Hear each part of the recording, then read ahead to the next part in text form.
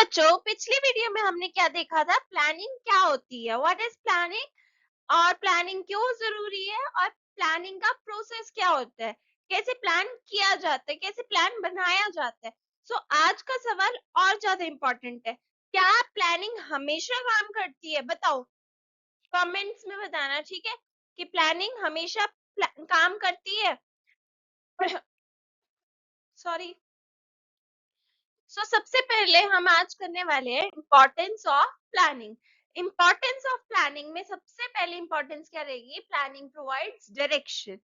अगर मैं बोलूं पढ़ लो, दिमाग घूम जाता है। पर अगर मैं क्लियर चीजें बोल दूं कि आज बीएसटी के प्लानिंग चैप्टर करेंगे प्लस जो है 10 एमसीक्यू सॉल्व करेंगे, तो हमें क्या मिल गई? एक क्लियर डायरेक्शन मिल गई है ना। ऐसे कंपनी में होता है, कंपनी को भी क्लियर डायरेक्शन चाहिए होती है कि क्या प्रोड्यूस करना है और किसके लिए प्रोड्यूस करना है। तो इससे उनको भी एक क्लियर क्रिस्टल क्लियर डायरेक्शन मिल जाती है कि हाँ उन्हें कौन से पाथ पे मूव ऑन करना है। नेक्स्ट क्या है? Planning reduces risk of uncertainty. जैसे डेट शीट आने से पहले ही अगर सिलेबस डिवाइड ना कर रखा हो तो स्ट्रेस क्या होता है? बहुत ज्यादा रहता है। बट अगर हमने सिलेबस को प्रॉपर तरीके से डिवाइड कर लिया कि हमें ऐसे ऐसे पढ़ाई करनी है, तो स्ट्रेस क्या हो जाता है? कम हो जाता है। ऐसे ही बिजनेस में होता है कि क्योंकि बिजनेस क्या होता है? बिजनेस का फ्यूचर बिल्कुल अनसर्टेन होता है, कुछ पता ही नहीं होता कि इन फ्यूचर क्या हो जाए। बट प्लानिंग जो है एक तरीके से बैकअप बना के रखती है कि अगर ऐसा कुछ हो जाता है, ऐसी सिचुएशन आती है, तो हम ये चीजें कर सकते हैं। So planning reduces the risk of uncertainty. जो फ्यूचर में चीज होने वाली है, लाइक जैसे फार्मर्स जो है प्लान कर लेते हैं कि क्रॉप्स वगैरह को, जब उन्हें वेदर फोरकास्ट का पता चलता है कि आने वाले कुछ दिनों में वेदर फोरकास्ट बहुत अपना क्रॉप्स के को हार्म पहुंचाने वाला है, तो फार्मर्स उसके अकॉर्डिंग जो है अपनी क्रॉप्स को प्रोटेक्ट करने के लिए क्या कर लेते हैं? प्लान्स बना लेते हैं।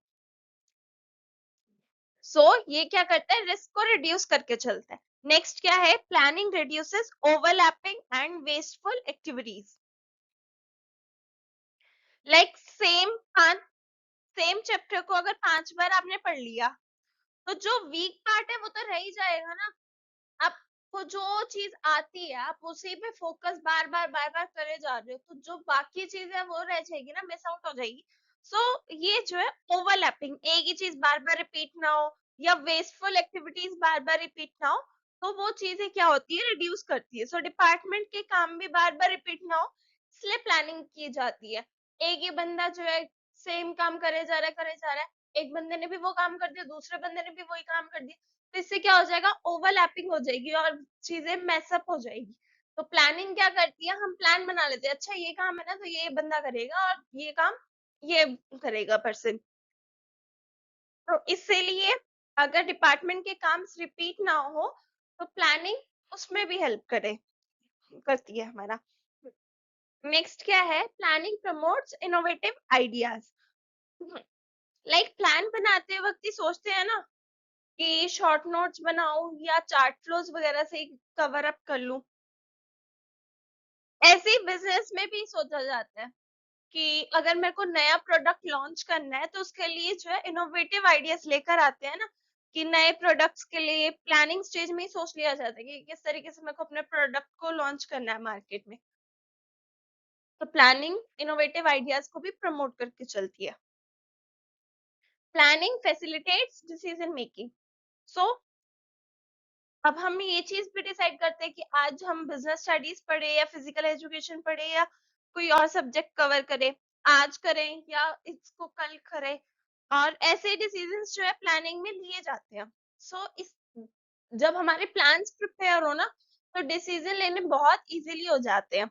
So planning facilitates decision making.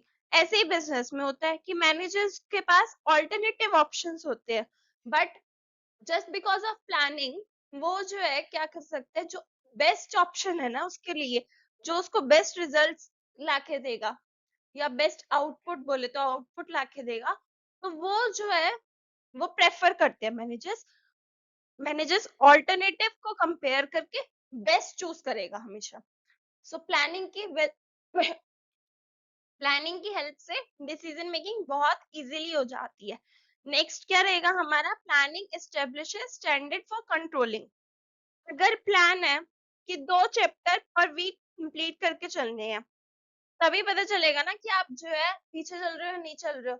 हमने डिसाइड कर लिया प्लान करते हुए कि जो है मैंने वीकली 2 चैप्टर तो बहुत अच्छे से कंप्लीट करने हैं, कि मेरे को लास्ट में हार्डली हाफ एन आवर लगे एग्जाम से एक दिन पहले। तो जब हमने ये चीज डिसाइड कर ली, एट दैट टाइम हमें पता चलेगा ना कि अब जब वीकेंड आ जाएगा, वीक खत्म हो जाएगा, मैं कंपेयर कर सकती हूँ कि हाँ मैंने तो 2 चैप्टर सोच रखे थे, क्या मेरे 2 चैप्टर उस तरीके से प्रिपेयर हो गए हैं। सो ये एक तरीके स्टैंडर्ड ले आता है फॉर कंट्रोलिंग,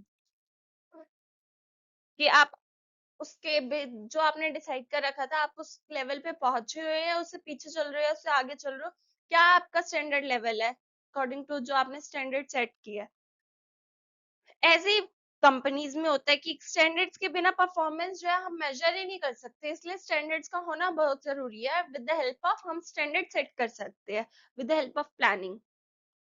नेक्स्ट क्या रहेंगे हमारे लिमिटेशंस रहेंगे। सो लिमिटेशंस में क्या है, planning leads to rigidity. Plan बनाया है पर तबीयत खराब होगी, फिर भी जबरदस्ती पढ़ रहे हैं, पढ़ना पड़ रहा है, तो इससे क्या हो जाएगा, हमारा प्लान डिस्टर्ब हो सकता है। बाय चांस हम नहीं पढ़ पाते, बट जबरदस्ती के पढ़ना तो हम अच्छे से नहीं पढ़ पाएंगे ना। जो इफेक्टिव है मैं हमने अपनी स्टडीज को देना था वो तो हम नहीं दे पाएंगे अगर हम बीमार है तो। सो इस प्लानिंग जो है एक रिजिड हो जाती है, फिक्स हो जाती है हमारे लिए। तो वो करना कई बार बहुत डिफिकल्ट हो जाता है एट दैट टाइम, जब हम जो है उसे नहीं कर पाते, किसी भी रीजन से जो है हम उस प्लान पे खड़े नहीं हो पाते कि खड़े उतर पाए। सो बिजनेस में भी ऐसे ही होता है कि मार्केट चेंज हो जाए पर प्लान चेंज ही नहीं करा, तो ओवरऑल देखा जाए तो कंपनी क्या करेगी, लॉस में ही तो जाएगी ना। सो प्लान को फॉलो करो पर प्लान के गुलाम मत बन जाओ, प्लान के स्लेव मत बनो। नेक्स्ट क्या है, प्लानिंग में not work in dynamic environment. Like offline का प्लान था हमारा कि हम ऑफलाइन जो है ऐसे ऐसे जाएंगे, अपना स्टडीज करेंगे सेंटर पे जाके, बट एकदम से जो है क्लासेस क्या होगी, ऑनलाइन शिफ्ट होगी। ऑनलाइन का हमारे पास स्केड्यूल नहीं है या फिर हमारे पास जो ऑल्टरनेटिव्स नहीं है कि किसके थ्रू हम लें, एप्लीकेशंस वगैरह नहीं है हमारे पास अवेलेबल, तो एकदम से जो है हमारा प्लान क्या हो जाएगा, खराब हो जाएगा। ऐसे ही बिजनेस में होता है, लाइक टेक्नोलॉजी में, फैशन में, ट्रेंड्स में चेंज आ जाए, ये सारे चेंजेस क्या होते हैं, बहुत फास्ट होते हैं, बट अगर कंपनी ने जो है इनको अडॉप्ट नहीं करा, उस टेक्नोलॉजी को या उस फैशन ट्रेंड्स को अडॉप्ट नहीं करा, तो क्या हो जाएगा, कंपनी लॉस में जा सकती है हमारी। Planning reduces creativity. हर मिनट अगर फिक्स्ड होता है कि हमारा, तो फिर क्या हो जाता है, हम भी बोर हो जाते हैं ना कि हमारा तो एक एक मिनट फिक्स है कि हमें इस टाइम ये करना है, इस टाइम ये करना है, बहुत स्ट्रिक्टनेस से बना दिया हो हमने। इससे क्या होती है, क्रिएटिविटी नहीं आ पाती। अगर आपको कुछ इनोवेटिव या कुछ अच्छे तरीके से करना हो तो आप नहीं कर सकते। अगर आपने सोचा कि आधा घंटा मेरे को एमसीक्यूज करना है, बट आपको जो है मजा आ रहा है या आपको लग रहा है कि आप इसमें और नीड है मेरे को प्रिपेयर करने के लिए, बट आपका टाइम टेबल अगले सब्जेक्ट का फिक्स्ड है कि हाँ आधे घंटे बाद तो मेरे को ये चीज करनी है, तो वो क्या हो जाता है, क्रिएटिविटी को आपको रिड्यूस करके चलता है अगर प्लानिंग बहुत ज्यादा रिजिड हो जाए तो। सो ओवर प्लानिंग एम्प्लॉयज को क्या करती है, रोबोट बना देती है। हमने सारी चीजें प्लान अप कर दी है, तो एम्प्लॉयज तो अपनी क्रिएटिविटी दिखाएंगे ही नहीं ना। आपने सब कुछ उन्हें रटा रटाया दे दिया कि आपको क्या आगे ये प्लेट है, आपको ये सर्व करना है आगे कंज्यूमर्स को। सो वो एक तरीके से एम्प्लॉयज को क्या बना देती है, रोबोट बना देती है अगर ओवर प्लानिंग हो जाए। सो नेक्स्ट हमारी लिमिटेशन क्या रहेगी, planning involves huge cost, like time table, resources, coaching, सब में कॉस्ट इन्वॉल्व है। अगर आप बिजनेस में क्या होता है, एक्सपर्ट्स लेते हैं हम, या फिर हमें एड्स वगैरह करवाने हैं ताकि हमारी सेल्स जो है इंक्रीज हो जाए, तो ये सारा भी एक्सपेंसिव पड़ जाता है, बिकॉज हमें डाटा चाहिए होगा, रिसर्च करनी पड़ेगी, ऑन दैट बेसिस हम एड्स करवा सकते हैं ना रन। तो ये सारी चीजें क्या हो जाती है, हमारे को एक्सपेंसिव पड़ जाती है, तो planning involves huge cost. Next क्या है, प्लानिंग इज टाइम कंज्यूमिंग भी। अगर सिर्फ प्लान बनाते रह गए, पढ़ना स्टार्ट ही नहीं करा कि हमें पढ़ना क्या है, तो दिक्कत हो जाएगी ना। और planning does not guarantee success. जरूरी नहीं है, हमने बहुत अच्छी प्लानिंग कर ली बट जरूरी थोड़ी ना कि जो है हम सक्सेस पा ही लेंगे। क्या पता हमारे जो कॉम्पिटिटर है हमारा एग्जाम में, वो हमसे ज्यादा अच्छे से प्रिपेयर कर रखा हो, या जो उसने जो है प्रिपेयर करा हो, लक बाय चांस वही चीज एग्जाम में आ जाए। तो प्लानिंग जरूरी नहीं है कि सक्सेस आपको गारंटी करेगी करेगी। भले ही आपकी प्लानिंग हाई लेवल हो, टॉप मोस्ट प्लानिंग हो, बट कुछ भी गारंटेड नहीं होता। ओके। नेक्स्ट क्या है हमारे types of plans. Types of plans हमारे दो टाइप्स के होते हैं, दो बेसिस पे डिवाइड किया जाता है, on the basis of usability, और दूसरा होता है on the basis of time period. अभी हम जो है यूजेबिलिटी के बेसिस पे कर रहे हैं इधर। सबसे पहले जो आएगा वो सिंगल यूज प्लान्स आएंगे, और दूसरे प्लान्स क्या होते हैं हमारे स्टैंडिंग प्लान्स होते हैं। सो आज हम पहले ये यूजेबिलिटी वाले जो प्लान्स कर रहे हैं उसके अंदर हम पहले करेंगे स्टैंडिंग प्लान्स को करते हैं। स्टैंडिंग प्लान्स में क्या रहता है, वो प्लान्स जो मोस्टली रिपीट होते हैं, जो बार बार यूज होते हैं। ओके, एक बार बन गए फिर हर सिचुएशन में सेम ही काम आते हैं, ऐसे। मींस स्टैंडिंग का मतलब क्या होता है, ऑल टाइम स्टैंडिंग पोजीशन में रहना, कि हाँ ये तो कहीं पे भी फिक्स कर दो, कहीं पे भी लगा दो, ये प्लान आपका चलेगा। ऐसे वाले प्लान्स जो हर सिचुएशन में फिक्स हो जाए, सेम रहेंगे आपके प्लान्स। सोचो कि तुम क्लास 12th में हो, तुम्हें रोज रोज ये डिसाइड थोड़ी ना करना पड़ता है कि आज पढ़ना है या नहीं पढ़ना। को पता है कि आपके बोर्ड के एग्जाम्स है, 12th क्लास है, सो आपको डेली ही बेसिस पे पढ़ना पड़ेगा ना। तो आप डेली के लिए ये थोड़ी ना प्लान बना लोगे कि मेरे को तो पढ़ना है। नहीं, ये तो आपका फिक्स है ना कि आपको इतने से इतने बजे जो है स्कूल जाके पढ़ना ही पड़ेगा। कैसे पढ़ना है ये भी आपको पता है कि किस तरीके से आपको करना है चैप्टर कवर। तो ये सारे जो है आपके फिक्स रहते हैं। तो इन्हीं प्लान्स को क्या बोला जाता है, स्टैंडिंग प्लान्स होते हैं। अब स्टैंडिंग प्लान्स के अलग अलग टाइप्स होते हैं। सो सबसे पहले क्या है, पॉलिसीज। पॉलिसीज मींस, पॉलिसी एक तरीके से जनरल गाइडलाइंस होती है जो हमारे को डिसीजन लेने में हेल्प करती है। एग्जाम्पल लो, मैं रोज 2 घंटे पढ़ूंगी चाहे कुछ भी हो जाए, ये क्या होगी, एक पॉलिसी होगी। अगर मेरी फ्रेंड आके मुझे बोले ना कि चल मूवी देखने चलते हैं, बट नहीं, मेरी जो गाइडलाइंस है, जो मेरी पॉलिसी है, वो मुझे क्या बोलेगी, नहीं पहले पढ़ाई जरूरी है, मेरे को 2 घंटे, अगर मेरा पॉलिसी है ना कि 2 घंटे तो मुझे पढ़ना ही है, कैसे भी पढ़ू मैं, तो मेरी पॉलिसी क्या कहेगी, नहीं पहले पढ़ फिर जाके मूवी देखियो। सो बिजनेस एग्जाम्पल अगर ले तो कंपनी की भी पॉलिसीज होती है अलग अलग, कि डिस्क्रिमिनेशन नहीं होगा किसी भी कंज्यूमर्स के बीच बीच में, और कस्टमर्स जो है मेरे सेटिस्फाइड रहने चाहिए। इस तरीके से क्या होता है, कंपनी पॉलिसीज होती है। पॉलिसी क्या बोलती है कि क्या ठीक है और क्या गलत है, ये एक तरीके से जनरल गाइडलाइंस होती है जो डिसीजन लेने में हेल्पफुल होती है। नेक्स्ट क्या रहेगा हमारा, प्रोसीजर। प्रोसीजर क्या होता है, स्टेप बाय स्टेप मेथड होता है, कि लाइक तुम पढ़ाई का प्रोसीजर फॉलो करते हो ना, सबसे पहले कि चैप्टर रीड करेंगे, साथ में जो इम्पोर्टेंट पॉइंट्स होंगे उसको कवर करेंगे। Chapter read means chapter read नहीं करना, जस्ट पढ़ना नहीं है, उसे प्रॉपर तरीके से समझना है। सो अगर आप समझ रहे हो एक कंसेप्ट को, तो साथ साथ जो है इम्पोर्टेंट पॉइंट्स को भी आप अंडरलाइन करोगे, डेफिनेशंस को अंडरलाइन करोगे, उन्हें लर्न करोगे, डेफिनेशंस पॉइंट्स को क्लियर समझोगे एग्जाम्पल्स के थ्रू, और फिर क्वेश्चन सॉल्विंग पे जाओगे, एट लास्ट जो है आप रिविजन करोगे। तो ये आपका क्या हो गया, एक तरीके से ये ऑर्डर फॉलो करना ही क्या हो गया, आपका प्रोसीजर हो गया, जो आप ये ऑर्डर फॉलो करो।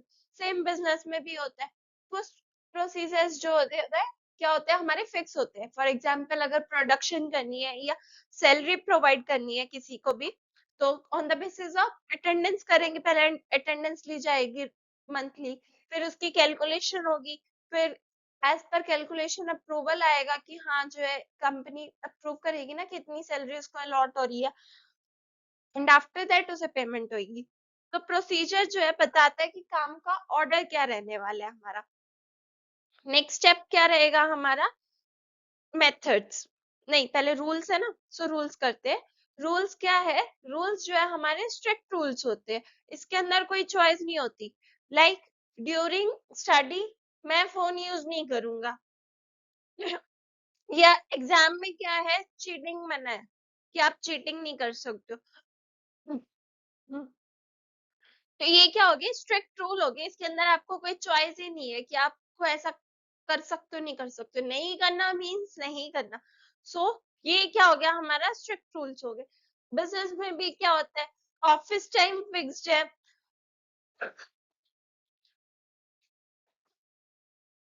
हाँ जी, ऑफिस में भी क्या होता है कि बिजनेस टाइम फिक्स है आपका, और सेफ्टी रूल्स कंपल्सरी होते हैं कि आपको फॉलो करने ही पड़ेंगे। जो चीजें फॉलो करने वाली है वो फॉलो करनी पड़ेगी। लास्ट क्या रह गया इसके अंदर, हमारा मेथड। सो मेथड क्या होता है, कोई भी काम को करने का तरीका। लाइक अगर सेम चैप्टर है तो कोई बच्चा जो है रीडिंग के थ्रू करेगा, कोई फ्लो चार्ट के थ्रू करेगा, कोई ऐसा भी होगा कि जो टीचर समझाएगी तभी उसे समझ में आएगा, किसी को से पढ़ के भी समझ आ जाता है। सो ये सबका मेथड जो है सबका अलग होता है। ओके, सो बिजनेस में भी क्या होता है कि प्रोडक्शन के डिफरेंट डिफरेंट मेथड्स होते हैं। जैसे कि मैनुअली जो है प्रोडक्शन करवाई जाए थ्रू लेबर्स वगैरह, मशीन्स वगैरह से करवाए, ऑटोमेशन से करवाए। सो मेथड क्या है कि काम को किस तरीके से हमें करना है। सो समरी अगर देखी जाए स्टैंडिंग प्लान्स की तो वो क्या रहेगी, पॉलिसी, जो जनरल गाइडलाइंस है, ये क्या हेल्प करेगी, डिसीजन लेने में हेल्प करेगी। प्रोसीजर क्या हो गया, हमारे स्टेप्स हो गए, जो भी स्टेप बाय स्टेप मेथड है। रूल्स क्या हो गए कि स्ट्रिक्ट इंस्ट्रक्शंस होगी, स्पेसिफिक इंस्ट्रक्शन होगी जो स्ट्रिक्टली फॉलो करनी पड़ेगी। मेथड्स क्या हो गए, way of doing any task और वर्क। ओके, अब आते हैं हम सिंगल यूज प्लान पे। सिंगल यूज प्लान क्या होता है, ये वन टाइम यूज होता है। As the name is suggesting कि सिंगल यूज है, so single means one time use हो गया, जो सिर्फ एक काम के लिए एक बार बनते, काम खत्म सो प्लान भी खत्म हो जाता है। फॉर एग्जाम्पल आप एग्जाम, बोर्ड एग्जाम के लिए प्रिपेयर कर रहे हो तो तुम उसके लिए क्या करते हो, स्पेशल प्लान बनाते हो कि हाँ डेट वाइज सिलेबस बनाया, रिवाइज करने के लिए अपने डेट्स वगैरह रखे, मॉक टेस्ट के लिए डेट्स वगैरह रखी कि इन डेट्स को या वीकेंड पे जो है मैं मॉक टेस्ट देने वाला हूँ, देने वाली हूँ। सो ये क्या हो गया, आपका स्पेसिफिक प्लान्स हो गए जो पर्टिकुलरली एक टाइम के लिए या एक प्रोजेक्ट के लिए। सो बोर्ड खत्म हो जाएंगे, आपका प्लान भी खत्म हो जाएगा। यही क्या है, हमारे सिंगल यूज प्लान है। अगर इनके टाइप्स देखें, सो सबसे पहले क्या आएगा, प्रोग्राम। इसमें क्या रहेगा, डिटेल्ड प्लान रहेगा किसी बड़े टास्क के लिए, detailed plan for a specific project. ठीक है, लाइक आपका क्लास 12 बोर्ड प्रिपरेशन प्रोग्राम है, सो इसके अंदर सिलेबस को डिवाइड करा जाएगा, और रिवीजन टेस्ट। और बिजनेस में भी अगर न्यू प्रोडक्ट को लॉन्च करना है तो न्यू प्रोडक्ट लॉन्च प्रोग्राम रख रहे हैं, उसके अंदर भी हमारी एक एक चीज की प्रॉपर डिटेल्स होगी। तो ये स्पेसिफिक जस्ट न्यू प्रोडक्ट को लॉन्च करने के लिए प्रोग्राम रखा गया है। जब वो प्रोडक्ट लॉन्च हो जाएगा तो ये प्लान भी हमारा क्या हो जाएगा, खत्म हो जाएगा। प्रोजेक्ट हो गया, प्रोजेक्ट मींस कि स्पेसिफिक टास्क या फिक्स टाइम पीरियड के लिए, फिक्स्ड गोल के लिए होता है। लाइक प्रैक्टिकल फाइल हो गया आपका कि फिजिकल एजुकेशन की आप प्रैक्टिकल फाइल्स वगैरह देखो, या बिजनेस स्टडीज का प्रोजेक्ट हो गया। ये क्या हो गया, हमारा पर्टिकुलर एक टास्क हो गया प्रोजेक्ट के लिए। या बिजनेस में देखिए कि अपने आपने नया ऑफिस को क्या करना है, बिल्ड करना है, तो ये भी हमारा क्या हो गया, एक तरीके से प्रोजेक्ट हो गया, जो पर्टिकुलर प्रोजेक्ट के लिए एक बार ही प्लान बनाया जाता है। जब वो प्रोजेक्ट कंप्लीट हो जाएगा, प्लान फिनिश हो जाएगा आपका।